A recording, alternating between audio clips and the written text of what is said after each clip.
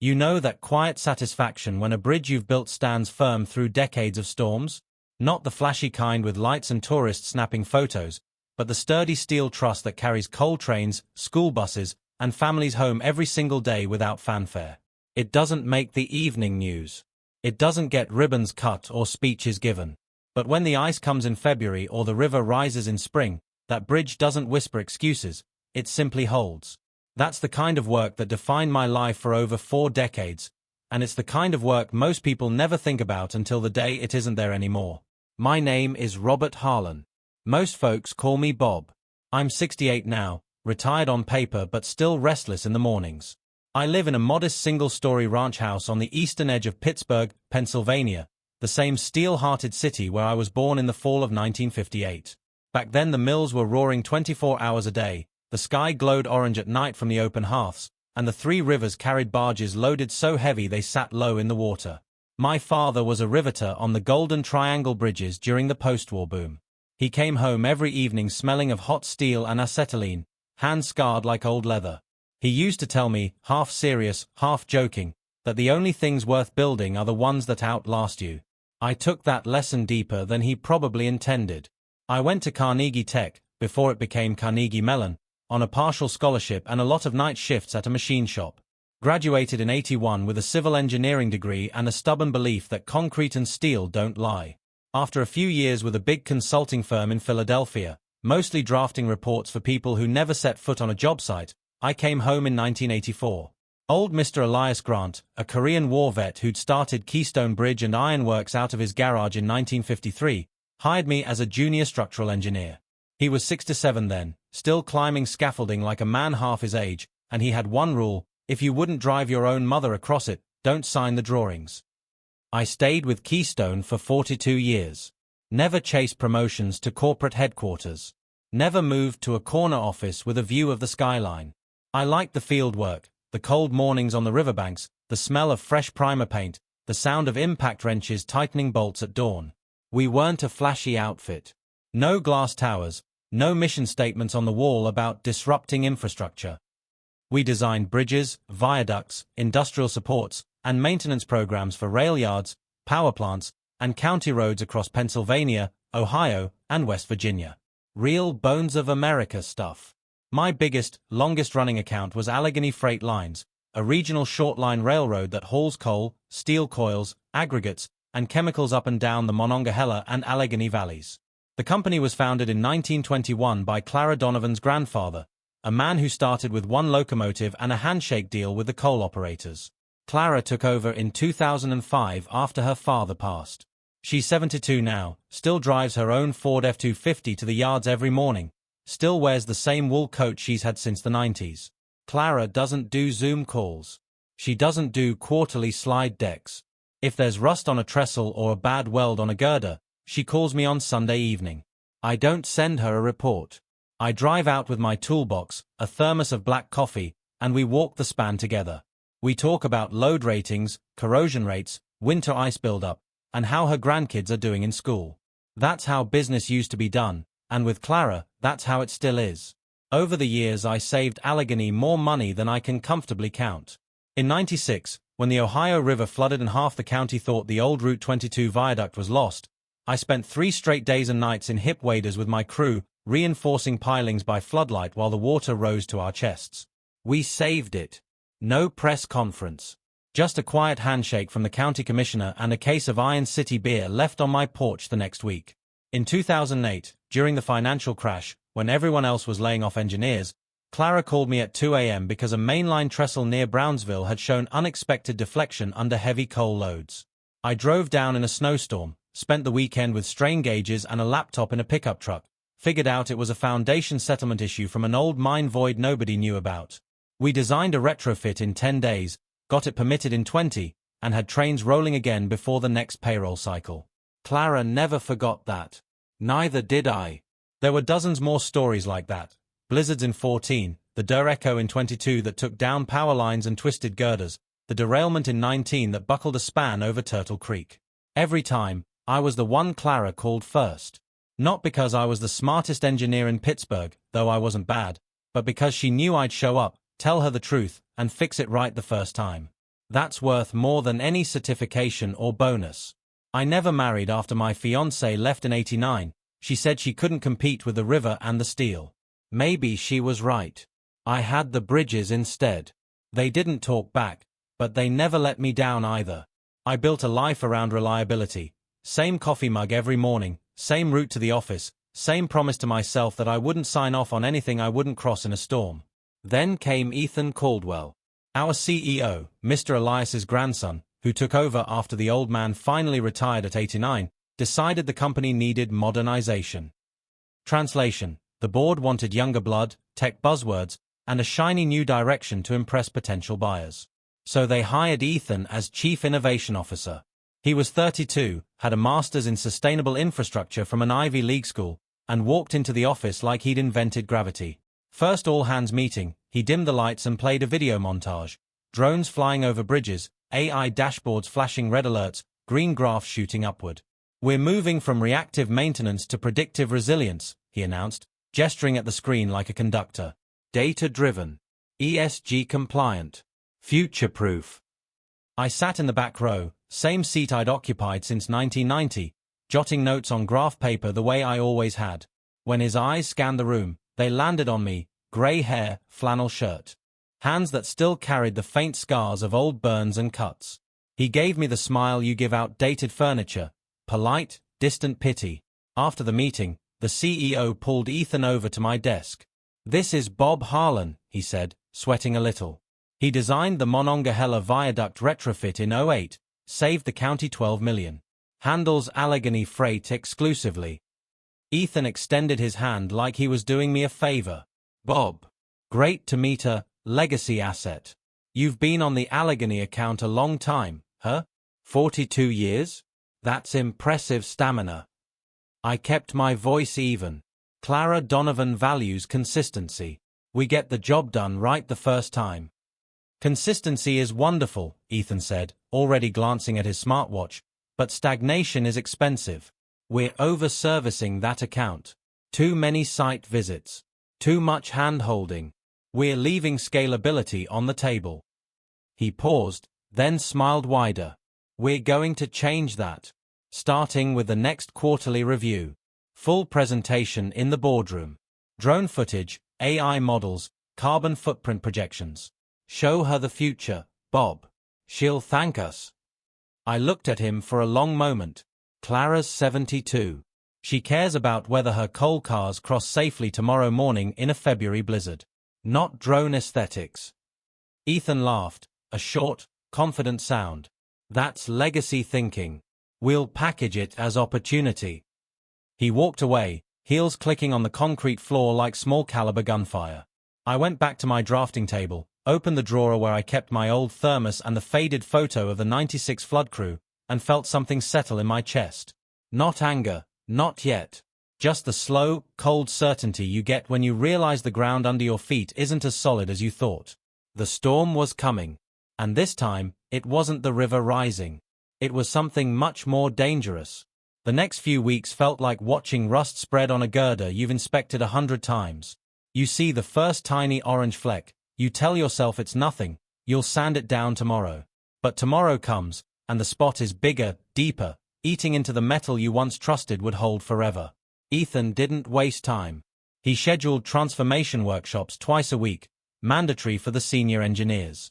We sat in the old conference room that still smelled faintly of cigar smoke from the days when Mr. Elias allowed it. Ethan would project his slides on the big screen. Sleek blue backgrounds, white icons of drones and data streams, phrases like proactive structural intelligence and resilience as a service. He spoke fast, the way young people do when they think speed equals intelligence. "Bob," he said one afternoon, pointing at me with the laser dot from his clicker, "you're the Allegheny expert. Tell the team, how many hours did you personally spend on site last quarter?" I didn't have to check notes. 147. Including travel. He whistled low, like I'd just confessed to a crime. 147. That's dedicated. But let's be honest, dedicated is expensive. We could replace half those hours with drone scans and AI anomaly detection. Same result, lower cost, better data. The room was quiet. A couple of the younger guys nodded like they were supposed to. The older ones, guys who'd worked with me since the 90s, looked at their hands. I spoke slowly. Drones don't talk to Clara Donovan. They don't smell wet concrete or hear the creak of a bad pin before the gauge even registers it. AI doesn't know that the old trestle over Turtle Creek settles differently when the ground freezes because of the slag fill underneath from 1932. I know that, because I've been there when it happens. Ethan smiled, thin, patient, the smile of someone who's already decided you're obsolete. That's anecdotal knowledge, Bob. Valuable in its time. But we're building scalable systems now.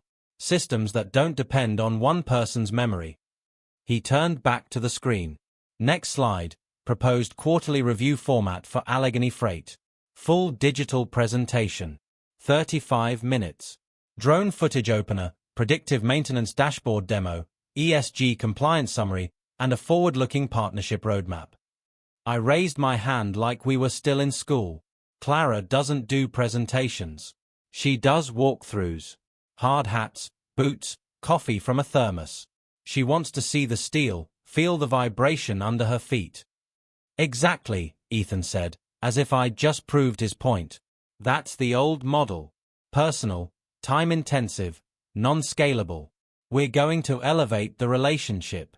Show her we're not just maintainers, we're strategic partners in the future of rail infrastructure. I tried one more time, quieter. She's 72. Her grandfather built this railroad with a pickaxe and a promise. If you show her cartoon graphs and talk about net zero alignment, she's going to think we're either mocking her or we've lost touch with what keeps her trains running. Ethan's smile tightened. Bob, I appreciate the concern. Really? But I've been told you're a team player who understands collaboration. Resistance to change is understandable at your stage. But it's not helpful. There it was. The polite corporate knife. Not you're wrong. Not your experience is invalid. Just, you're old, you're holding us back, and disagreeing makes you the problem. After the workshop, he pulled me aside in the hallway. Look, for the review, I'm taking lead. You'll be there, of course, support role. Technical backup. If Clara asks about load ratings or corrosion specs, you can jump in. But the strategic narrative? That's mine. We need to present a unified vision. Support role. Backup. Technical trivia. 42 years of midnight calls, snowstorms, flooded riverbanks, and saving millions in downtime, reduced to support. I didn't argue. I nodded once.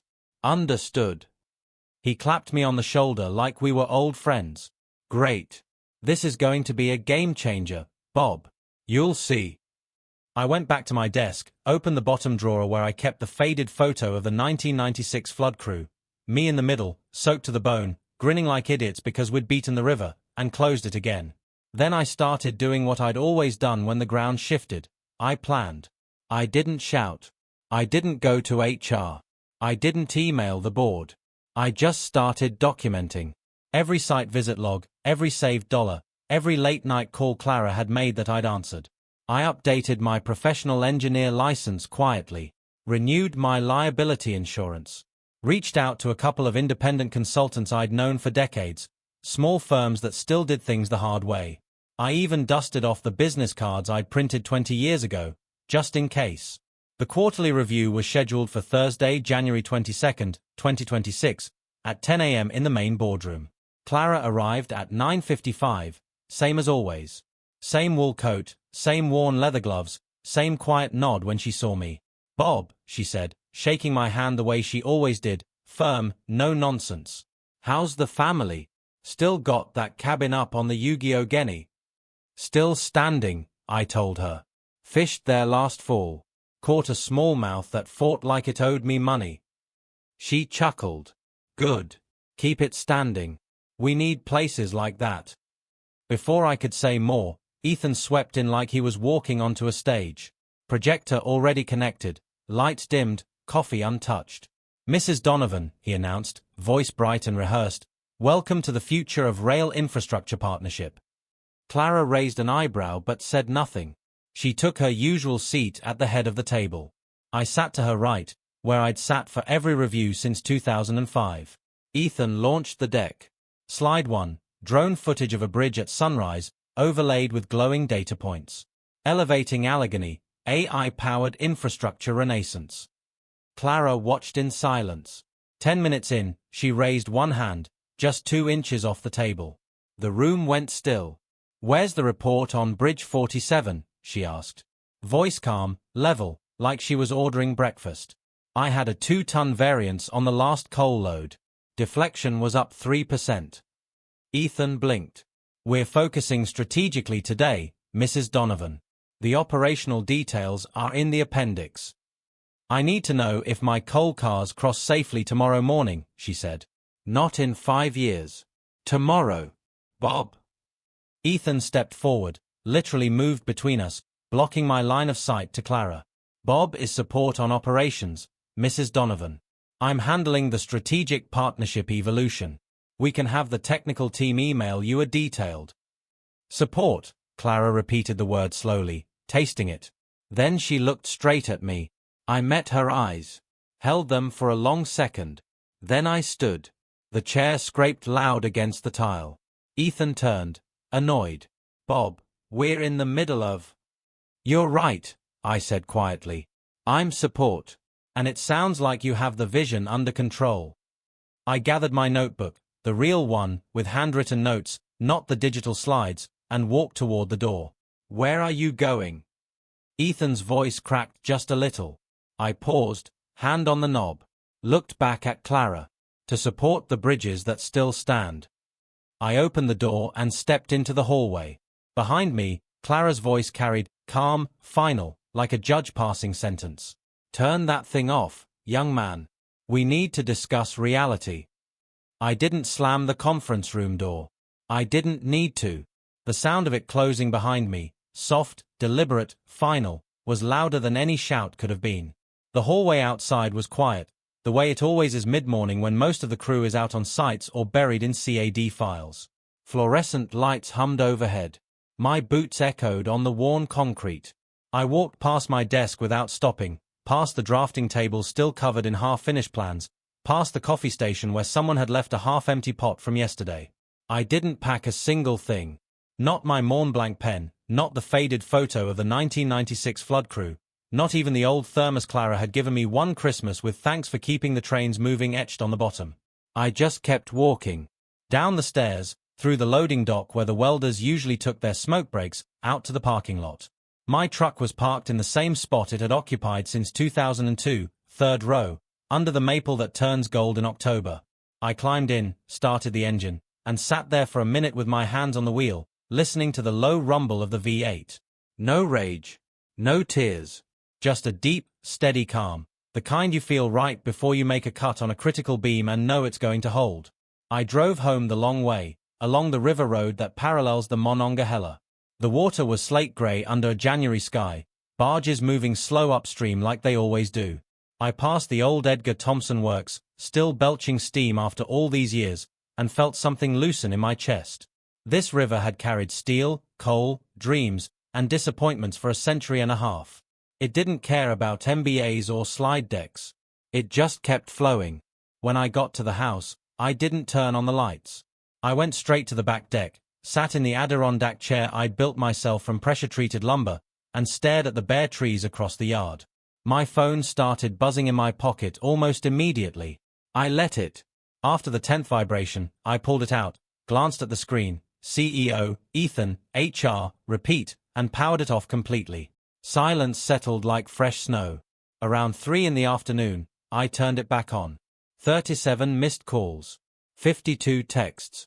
A voicemail from the CEO that started with "Bob, what the hell just happened?" and ended with "call me immediately."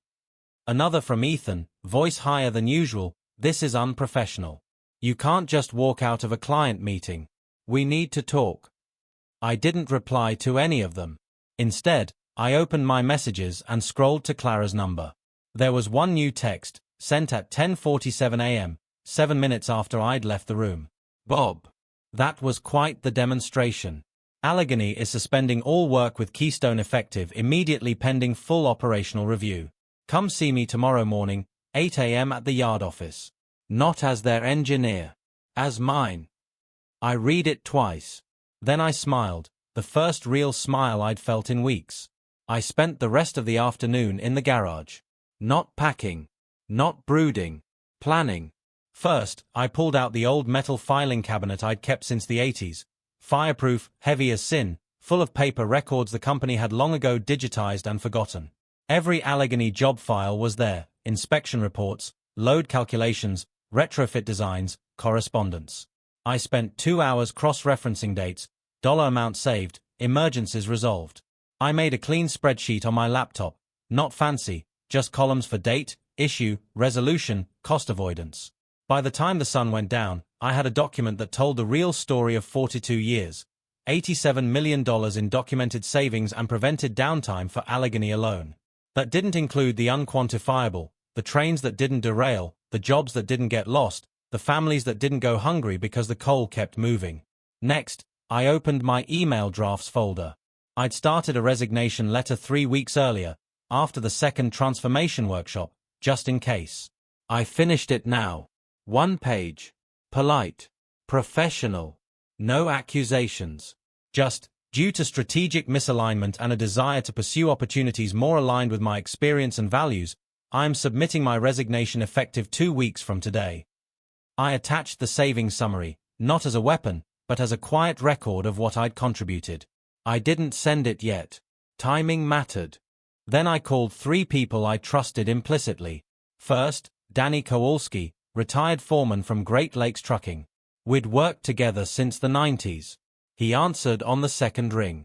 Bob Harlan. Thought you were dead. Not yet, I said. Need a favor down the line. Might be starting something new. You still got contacts in the independents. He laughed. Always. You finally getting out of that corporate circus? Maybe. Second call, Margaret Ruiz, PE from a small firm in Wheeling. She'd worked under me on the 2008 retrofit. Bob, if you're calling to ask about my grandkids, they're fine. If it's work, I'm listening. I told her the short version. She didn't interrupt. When I finished, she said, I've got 2 engineers looking for steady contracts. Both old school. No drama. Name the day. Third, my accountant, Tom, who'd handled my taxes since 1995. You're not dying, are you? No. Just reorganizing. He whistled. About time. You've got enough in reserves to float a small firm for 2 years easy. I'll start the LLC paperwork tomorrow. By 9 o'clock that night, the skeleton of a plan was in place. Not revenge in the Hollywood sense, no explosions, no public shaming. Just the slow, inevitable weight of consequences. Experience doesn't scream. It doesn't threaten. It simply stops holding things up. And when it stops, everything built on it begins to sag. I slept better than I had in months. The next morning, I drove to the Allegheny Yard office at 7:45. Clara was already there, sitting behind her father's old oak desk, thermos open, steam rising. She looked up when I walked in, eyes sharp. Coffee's hot, she said. Sit. I Saturday. She didn't waste time. I told them last night, no more work until they get their house in order. That boy, Ethan, he's got no idea what keeps this railroad running. He thinks it's algorithms and drones. I told him it's men like you who show up at 3 a.m. in a blizzard with a welding torch and a straight answer. I nodded. I walked because I wasn't going to be the one who let him ruin what we built. Good. Now listen. I'm not asking you to come back to Keystone. I'm asking you to consult directly for Allegheny. Same scope of work. Same rates they were paying Keystone. But no middleman. No overhead. Just you and your team, when you're ready. I let that sit for a moment. I'd need to form an LLC. Hire a couple of good people. It'll take a few weeks. I've got time, she said. Steel doesn't rust overnight. We shook on it, firm, no nonsense, the way business used to be done. As I left the yard, my phone buzzed again. This time, a voicemail from the CEO. Bob, we need to talk. The board's concerned. Allegheny's pulling everything. 2 other clients are asking questions. Please call. I didn't. Instead, I drove to the river overlook where I used to take my late wife on Sunday afternoons. Sat on the same bench. Watched the water move. The reckoning had begun. Not with fireworks. With silence. And silence, when it comes from the man who's always been there to hold everything together, is the heaviest thing in the world. The 2 weeks that followed my resignation were the quietest and busiest of my life. I sent the letter on a Monday morning, simple, 1 page, delivered by certified mail to the CEO's office. No CC to the board, no dramatic flourish. Just the facts. Effective February 7, 2026, I would no longer be an employee of Keystone Bridge and Iron Works. Attached was the summary of contributions to Allegheny Freight Lines, $87 million in documented savings over 42 years. Not as leverage, just as a record. Some things deserve to be remembered. Word spread fast in our world. The industrial Midwest is small when it comes to reputation. By Wednesday, Clara had formally notified Keystone that all pending and future contracts were on hold. No threats, no ultimatums, just a single line in an email. Until operational reliability and client respect are restored, Allegheny Freight will seek alternative engineering support. That single line was enough. By Friday, 2 other longtime clients, small family-owned rail operators in Ohio and West Virginia, called me directly. They'd heard. They wanted to know if I'd be available for consulting. I told them the truth. I was forming a new firm. Harlan Structural Solutions. Small. Focused. No corporate layers. They said they'd wait. Keystone panicked quietly at first. The CEO called me 3 times on Saturday. I let it go to voicemail. Ethan sent a long email titled Opportunity to Realign and Move Forward. I deleted it unread. On Monday, the board convened an emergency meeting. By Tuesday afternoon, security escorted Ethan out through the loading dock. Quietly, no scene, but everyone saw. He was reassigned to external consulting opportunities, which is corporate for goodbye. The real damage came in waves. Allegheny's suspension triggered a domino effect. One client pulled a $4.2 million annual maintenance contract. Another delayed renewal. Within 3 weeks, Keystone lost over $40 million in committed work, more than a quarter of their annual revenue. The stock, they'd gone public quietly in 2018, dipped 18% in a month. The board hired a turnaround consultant who recommended downsizing, 23 layoffs in engineering, half the field crew. The company that had once prided itself on loyalty was now cutting the very people who'd kept it alive. I watched from a distance. Not with glee. With the same quiet satisfaction you feel when a poorly designed span finally shows its weakness and gets replaced before it falls. I filed the LLC papers on January 25, 2026. Harlan Structural Solutions. Registered in Pennsylvania. Office address, my garage for now, with plans for a small lease space near the river by summer. I brought on 3 people right away. Margaret Ruiz, the wheeling engineer who'd worked the 2008 retrofit. She'd been semi-retired, now she was back full-time. Danny Kowalski's nephew, a young welder-turned-inspector who knew the river valleys like the back of his hand. Tom's sister-in-law, a CPA who handled the books so I could focus on steel. Clara was our anchor client from day one. Same scope, same rates Keystone had charged, minus the 35% corporate overhead. Within 6 months, we were handling $35 million in annual contracts. Mostly regional rail, a couple of county bridges, 1 power plant support job. All owners who valued the same things Clara did: reliability, straight talk, no surprises. The best part wasn't the money. It was the rhythm returning. Mornings started with coffee on the back deck, watching the sun rise over the Monongahela. Phone calls came in the old way, people I knew by voice, not email signature. Site visits meant hard hats, thermos coffee, walking the girders together. No drones unless the client asked. No AI dashboards unless they added real value. Just experience, boots on steel, and the promise to get it right. Last month, December 2025, right before the holidays, Ethan reached out on LinkedIn. The message was polite, almost friendly. Bob, no hard feelings about the corporate restructuring. Business evolves.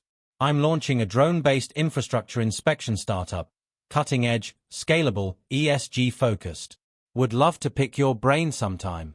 Coffee on me. I read it twice. Then I did what I'd learned to do best over 42 years. I left it on read. No block. No reply. Just silence. Because sometimes the most powerful response is no response at all.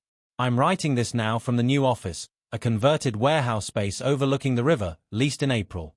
There's a drafting table in the corner, the same one I used in 1984, a wall of old photos from job sites, and a view of barges carrying steel coils downstream. My phone rings. It's Clara. Bob, ice build-up on the trestle near Wheeling. Forecast says a big storm rolling in Thursday night. Already on it, I tell her. Called in the crew from O3, same guys who saved the Route 22 viaduct back in '96. We'll have heaters and monitors in place by tomorrow. Clear by Friday dawn. She exhales, a sound I've heard 1,000 times. Relief mixed with gratitude. You're irreplaceable, Bob. I just build things that last, I say. We hang up. I lean back in my chair, look out at the water. Some things never go out of style. Experience. Trust. Showing up when it matters. Keeping your word even when the world tells you it's outdated. The river keeps flowing. The bridges keep standing. And the people who remember how to hold them together, we don't disappear. We just rebuild, stronger, quieter, on our own terms. In the end, revenge isn't about tearing something down. It's about walking away and letting the weight of truth do the work. And when the structure finally sags under its own arrogance, the people who built it right are the ones still standing tall on the other side. I close my notebook. The day's work is done.